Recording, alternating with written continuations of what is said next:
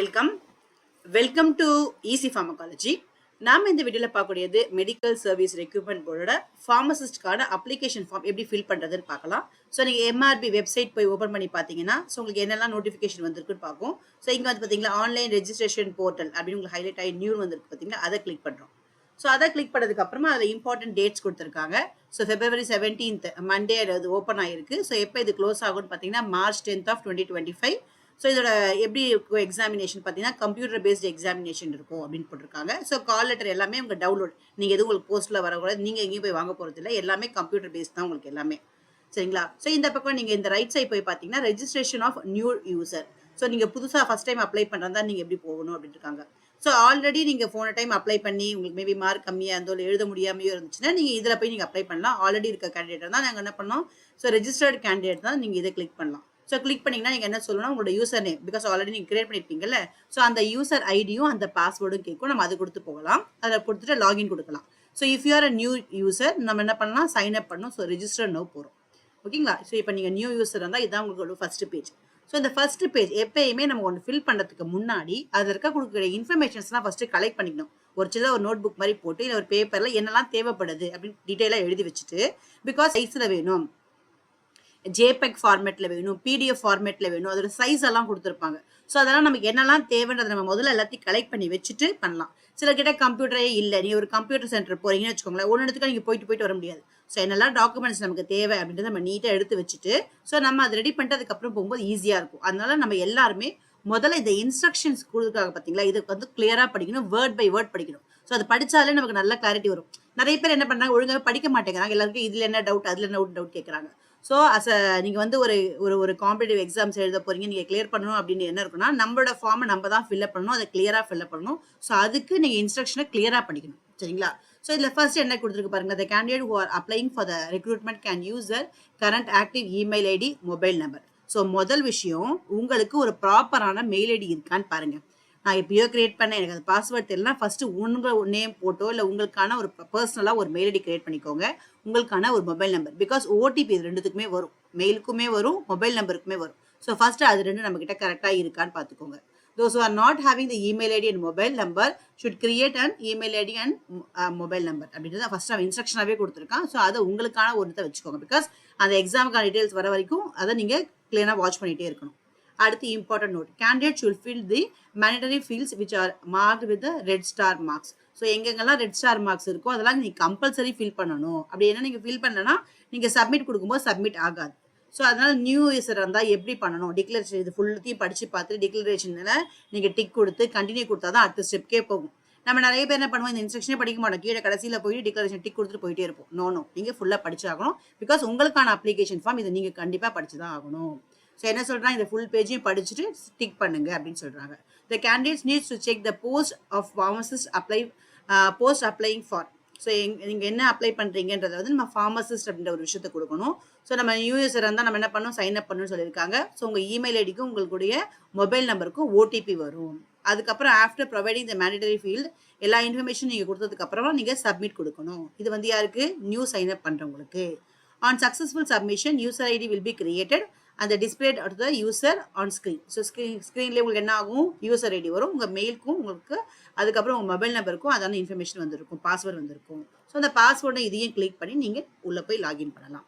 So என்ன மாதிரி இன்ஃபர்மேஷன்ஸ்லாம் தேவைப்படும், now the application form for the post of pharmacist has selected will appear on the screen. நீங்கள் எந்த போஸ்ட்டுக்கு அப்ளை பண்ணியிருக்கீங்கன்றது உங்களுக்கு வரும். ஓகேங்களா? ஸோ இப்போ தான் முக்கியமான விஷயம். ஸோ இந்த அப்ளிகேஷன் ஃபார்ம் ஃபில்அப் பண்ணதுக்கு என்ன மாதிரி இன்ஃபர்மேஷன்ஸ் தேவைப்படுது, பர்சனல் டீட்டெயில்ஸ். பர்சனல் டீட்டெயில்ஸ்னால் உங்களோட நேமு, உங்கள் ஆதார் கார்டு, உங்களோட ஃபோன் நம்பரு, உங்கள் மெயில் ஐடி, இந்த இன்ஃபர்மேஷன்ஸ் எல்லாத்தையும் நீங்கள் எடுத்து வச்சுக்கோங்க.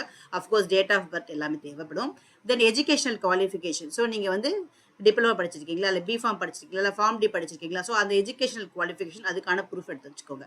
Covid duty certificate, because Covid டைமில் ஒர்க் பண்ணியிருக்கீங்க, ஃபார்மசிஸ்ட்டில் ஒர்க் பண்ணிங்கன்னா ஸோ அதுக்கெல்லாம் ஒரு பாயிண்ட் இருக்குது. ஸோ நீங்கள் எத்தனை மந்த்ஸ் ஒர்க் பண்ணியிருக்கீங்கன்றதுக்கு ஏற்ற மாதிரி பாயிண்ட்ஸ் இருக்குது. ஸோ அதனால் அதோட சர்டிஃபிகேட்டை வச்சுக்கோங்க. அடுத்து அப்லோட் ஃபோட்டோ, உங்களோட ஃபோட்டோ எடுத்துக்கோங்க, normal photo with plain background இருக்க மாதிரி ஒரு ஃபோட்டோ எடுத்துக்கோங்க. அடுத்து அப்லோட் யுவர் சிக்னேச்சர். ஸோ எதிர் ப்ளூ பென்லேயோ இல்லை பிளாக் பென்லேயோ ஒரு க்ளீனாக நீங்கள் ஒரு சைன் பண்ணி அதை வந்து நீங்கள் ஜேபெக் ஃபார்மேட்டில் வச்சுக்கணும். Then other documents. ஸோ இது எல்லா டாக்குமெண்ட்ஸும் நீங்கள் ஃபில் பண்ணுறீங்கல்ல, ஃபில் பண்ணதுக்கப்புறம் ப்ரிவ்யூ அப்படின்னு இருக்கும். ஸோ ஒரே ஷீட்ல எல்லாமே அப்படியே ஓப்பன் ஆகும். அதை நீங்க ஃபுல்லா பார்த்துட்டு ஏதாவது எடிட் பண்ண வேண்டியிருந்துச்சுன்னா எடிட் பண்ணலாம். அப்படி இல்லைன்னா நீங்க ஓகே கொடுத்து சப்மிட் பண்ணலாம். ஸோ அந்த ப்ரிவ்யூ ஆப்ஷன் நீங்க கண்டிப்பா பண்ணணும். டிக்ளரேஷன் எல்லாத்தையும் பண்ணதுக்கப்புறம் நம்ம டிக் பண்ணி டிக்ளரேஷன் பண்ணுறது. ஸோ இதெல்லாம் பண்ணதுக்கு அப்புறமா தான் உங்கள் பேமெண்ட் ஆப்ஷனுக்கு போகும். ஸோ நீங்கள் பே பண்ண போகிறீங்க. ஸோ பேமெண்ட் எல்லாம் பண்ணி முடிச்சதுக்கப்புறம் உங்கள் அப்ளிகேஷன் இருக்கும். அதை நம்ம என்ன பண்ணோம், அந்த அப்ளிகேஷன் ஃபார்ம் பே பண்ணதுக்கப்புறம் நம்ம என்ன பண்ணோம், பேமெண்ட் ரெசிப்டையும் அப்ளிகேஷன் ஃபார்மையும் டவுன்லோட் பண்ணி உங்கள் மெயிலையோ உங்களுடைய வாட்ஸ்அப்லையோ நீங்கள் வச்சுக்க வேண்டியது தான். சரிங்களா? ஸோ இதுதான் பர்சனல் டீடைல்ஸ். ஸோ இந்த பர்சனல் டீடைல்ஸ் எல்லாமே வந்து பார்த்தீங்கன்னா உங்களுக்கு வந்து பாப்அப் மெசேஜ் மாதிரி இருக்கும். ஸோ எஸ்னா எஸ்க்கான பதில் சொல்லுங்க, நோனா நெக்ஸ்ட். ஸோ இந்த மாதிரி போகிற மாதிரி தான் இருக்கும். ஸோ ஒன்னொன்னையும் பண்ணிட்டு நீங்கள் என்ன பண்ணலாம், அப்பப்போ சேவ் அண்ட் கண்டினியூ கொடுத்துட்டு போயிட்டே இருக்கலாம். ஸோ எஜுகேஷனல் குவாலிஃபிகேஷன்லையும் உங்களுக்கு என்ன சொல்கிறாங்கன்னா, அந்த எஜுகேஷனல் குவாலிஃபிகேஷனாக ஃபில் பண்ணிடுங்க அப்படின்றாங்க. ஸோ கோவிட் டியூட்டி இருந்துச்சுன்னா அதுக்கான சர்டிஃபிகேட்ஸை நம்ம அப்லோட் பண்ணணும். ஓகே, ஸோ எஸ்னா ஸோ அதுக்கான சர்டிஃபிகேட் பண்ண போறீங்க. நோ இப்போ எல்லாருக்குமே வச்சுக்கணும் அவசியம் இல்லைல்ல. ஸோ நோனா நோ பண்ண போகலாம். So then upload the photo upload பண்ண வேண்டியிருக்கும். ஸோ ஒவ்வொரு ஸ்டெப்பாக சொல்கிறாங்க. ஸோ ஃபர்ஸ்ட் ஸ்டெப் நீங்கள் அப்லோட் பண்ணதுக்கப்புறம் என்ன வரீங்க, பர்சனல் டீடைல்ஸ்க்கு அப்புறம் நம்ம எஜுகேஷனுக்கு வரும். எஜுகேஷனுக்கு அப்புறம் கோவிட் டியூட்டி. ஸோ கோவிட் டியூட்டிக்கு அப்புறம் ஃபோட்டோஸ். ஸோ இந்த ஃபோட்டோஸ் வந்து என்ன சொல்கிறாங்கன்னா, என்ன சைஸில் இருக்கணும் பார்த்தீங்கன்னா 20 கேபிலேருந்து 60 கேபி. நம்ம யூஸ்வலாக பண்ணும்போது நமக்கு 120 கேபி கூட வரலாம். இதெல்லாம் ஒன்றுமே நீங்கள் கூகுளில் போனாலே நம்ம என்ன பண்ணலாம், உங்களுடைய ஃபோட்டோ சைஸை ஷ்ரிங்க் பண்ணுறதுக்கான வந்து நிறைய ஆப்ஸ் எல்லாம் இருக்கும். ஸோ நீங்கள் அதில் போயிட்டு கூட நீங்கள் ஃபோட்டோஸை கொஞ்சம் கொஞ்சமாக பண்ணி 20 கேபி வந்திருக்கா, ஸோ 30 கேபி வந்திருக்கா, இதெல்லாம் நீங்கள் ரெடி பண்ணி வச்சுக்கோங்க. ஃபுல்லாக அப்ளிகேஷன் ஃபார்ம் ஃபில்அப் பண்ணுறதுக்கு முன்னாடி ஒரு ஃபைல் உங்கள் சிஸ்டமில் ஒரு ஃபோல்டரை போட்டு எல்லாத்தையும் அதை ப்ரிப்பேர் பண்ணி வச்சுக்கோங்க. ஸோ ஜேபெக் ஃபார்மேட்லையோ இல்லை பிஎன்ஜி ஃபார்மேட்லையோ இருக்கலாம். ஸோ சைஸ் வந்து 20 கேபி டு 60 கேபி. சைஸ் பார்த்தீங்களா, அலௌடு சைஸ். ஸோ நம்ம என்ன பண்ணுவோம்னா எல்லா ஃபோட்டோ எடுத்து வச்சுட்டு இருக்கோம், அப்லோட் பண்ணும்போது போகாது. ஸோ அதுக்கு அப்புறமா நம்ம நிறைய டைம் ஸ்பெண்ட் பண்ணி வேண்டி வரும். ஸோ நீங்கள் முதல்ல பண்ணும்போதே அதெல்லாம் சின்ன சின்ன வேலையெல்லாம் முடிச்சு வச்சுக்கோங்க. சரிங்களா? அடுத்து சிக்னேச்சர் எதர் ப்ளூ பென்லையோ இல்லை பிளாக் பென்லையோ நீங்கள் ஒரு சிக்னேச்சர் போட்டுட்டு நீங்கள் வந்து நம்ம அதை ஃபோட்டோவாகவே கூட எடுத்துக்கலாம். ஸோ நம்ம எடுத்துட்டு அதை நம்ம என்ன பண்ணலாம், அதோட சைஸ் என்ன சொல்கிறோன்னா ஜேபெக் ஃபார்மேட்டில் தான் இருக்கணும். சரிங்களா? ஜேபெக் ஜேபிஇஜி ஆர் பிஎன்ஜி ஃபார்மேட்டில். ஸோ இதோட சைஸ் எப்படி சொல்கிறாங்க, 10 கேபிலேருந்து 30 கேபி. ஸோ நம்ம போயிட்டு நம்ம அதுக்கேற்ற மாதிரி சைஸை ரெடியூஸ் பண்ணி அதை நம்ம ஸ்டோர் பண்ணி வச்சுக்கோங்க. அதுக்கப்புறம் மற்ற டாக்குமெண்ட்ஸ்லாம் இருக்குது பார்த்தீங்களா, ஸோ அதில் என்ன சொல்கிறேன்னா பிடிஎஃப் ஃபார்மேட்டில் வேணும். இது ரெண்டும் ஃபோட்டோ, அதனால ஜேபெக் அதை சொல்கிறாங்க. மற்றதெல்லாம் என்ன சொல்கிறாங்க, பிடிஎஃப் ஃபார்மேட்டில் வச்சுக்கோங்க. ஸோ இதோட சைஸ் என்ன சொல்கிறாங்க பார்த்தீங்கன்னா 60 KP to 5 MB. Okay, allowed format is PDF. இதெல்லாம் நீங்கள் பார்த்துக்கணும், பிடிஎஃப் ஃபார்மேட்டை தான் கேட்குறாங்க. ஓகே, ஸோ இதையும் எடுத்து நீங்கள் பண்ணி வச்சுக்கோங்க. ஸோ இது எல்லாத்தையும் நீங்கள் ஃபில் பண்ணதுக்கப்புறம் நான் என்ன சொல்கிறேன், ப்ரிவ்யூவில் ஃபுல்லாக ஒரே பேஜில் மொத்தமும் வரும். ஸோ அதில் உங்களுக்கு எதாவது எடிட் பண்ண வேணுச்சுன்னா எடிட் ஆப்ஷன் போட்டு நம்ம மாற்றிக்கலாம். அப்படி எல்லாமே கரெக்டாக இருக்குது அப்படின்ற பட்சத்தில் நம்ம என்ன பண்ணலாம், சப்மிட் கொடுத்துட்டு நம்ம நெக்ஸ்ட் பேஜுக்கு போகும். நெக்ஸ்ட் என்னது, உங்களோட payment. So payment 500 to 1000 vary ஆகும், நம்மளோட இண்டிவிஜுவலை பொறுத்து வேரி ஆகும் அது. ஸோ அதை பார்த்துக்கோங்க. ஸோ எது மாதிரி பே பண்ணலாம், எது you can pay through the net banking or credit card R debit card. So இந்த மூணுத்தில் நம்ம ஏதாவது ஒரு இடத்துல நம்ம பே பண்ண முடியும். ஸோ பே பண்ணி முடிச்சதுக்கப்புறமா என்ன ஆகும், உங்களுக்கு அப்ளிகேஷன் ஃபார்ம் உங்களுக்கு கம்ப்ளீட் ஆகிடும். ஸோ அப்ளிகேஷன் ஃபார்மையும் சரி நம்ம பேமெண்ட் ரெசிபியும் சரி நீங்கள் எடுத்து என்ன பண்ணீங்க, டவுன்லோட் பண்ணி பத்திரமா பிரிண்ட் அவுட் எடுத்து வச்சுக்கோங்க. இல்லை உங்களுடைய சிஸ்டம்லேயோ இல்லை உங்களுடைய மெயிலையோ நீங்கள் அதை சேவ் பண்ணி வச்சுக்கோங்க. ஸோ இதுதான் உங்களுடைய ஃபர்ஸ்ட் பேஜ். உங்களோட கேண்டிடேட்டோடைய இன்ஃபர்மேஷன்ஸ் வந்து நீங்கள் என்னெல்லாம் தெரிஞ்சுக்கணும், பிஃபோர் ஃபில்லிங் த ஃபார்ம் என்னெல்லாம் தெரிஞ்சுக்கணும் அப்படின்னு கொடுத்துருக்கான். ஸோ இது எல்லாத்தையும் நீங்கள் ஓரளவுக்கு படித்து முடிச்சிட்டிங்கல்ல. ஸோ இப்போ நீங்கள் என்ன சொல்லலாம், எஸ் நான் படிச்சாச்சு. Okay, I fully gone through the notification, advertisement, information, brochure and instruction for online application for this recruitment before filling up the online application form. So fill பண்ணுறதுக்கு முன்னாடி நான் இன்ஸ்ட்ரக்ஷனை ஒழுங்காக படிச்சுட்டேன் அப்படின்னு அதுக்கான ஒரு டிக்ளரேஷன் கொடுக்குறீங்க. கொடுத்ததுக்கு அப்புறமா தான் என்ன ஆகுது, நெக்ஸ்ட் கண்டினியூ பட்டனே போகுது. ஓகே, கண்டினியூ பட்டன் போனோம்னா என்ன ஆகுது, த online application registration for pharmacist வந்துச்சு.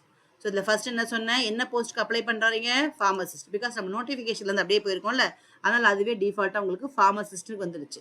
ஸோ இங்கே அழகாக நேம் போடுங்க. கூடுமான வரைக்கும் உங்களோட சர்டிஃபிகேட்டில் என்ன பேர் இருக்குது, சர்டிஃபிகேட்டில் இருக்க பேர் தான் நீங்கள் ஆதார் கார்டுலையும் கொடுத்துருப்பீங்க, அதே மாதிரி ஃபில்அப் பண்ணிக்கோங்க. ஸோ அதே மாதிரி நேஷ்னாலிட்டி. ஸோ உங்களுக்கு எங்கெல்லாம் உங்களுக்கு வந்து இந்த மாதிரி ஸ்க்ரால் ஒன்று வருதோ அதை நீங்கள் பார்த்துக்கோங்க. ஸோ நம்மள இந்தியன், ஸோ அப்போ இந்தியன் போட்டுக்கோங்க. ஸோ அடுத்து எக்ஸ் சர்வீஸ்மேன் கேட்டகரி இருக்கா. ஸோ எஸ் அப்படின்னு சொன்னீங்கன்னா உங்களுக்கு என்ன சொல்லும், மற்ற டீட்டெயில்ஸ்லாம் கேட்கும். எஸ் நம்ம எப்போல்லாம் எஸ் சொல்கிறோமோ அப்போ அதுக்கு நமக்கு சப்போர்ட்டிங் டாக்குமெண்ட் இருக்கணும். சரிங்களா?